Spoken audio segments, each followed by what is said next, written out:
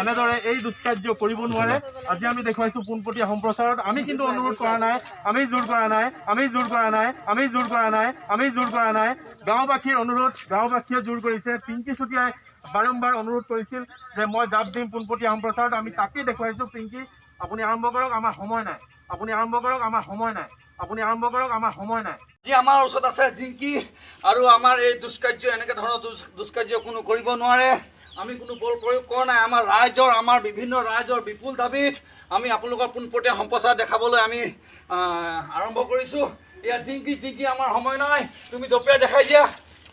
ঐ কেলা দুখ পালে নাখা, ঐ কেলা দুখ পালে নাখা, ঐ কেলা দুখ পালে নাখা। এয়া আমি দেখুৱাইছোঁ।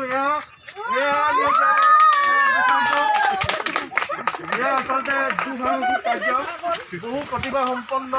আজি আমাৰ ওচৰত আছে জিংকি আৰু আমাৰ এই দুষ্কাৰ্য এনেকৈ ধৰণৰ দুষ্কাৰ্য কোনো কৰিব নোৱাৰে।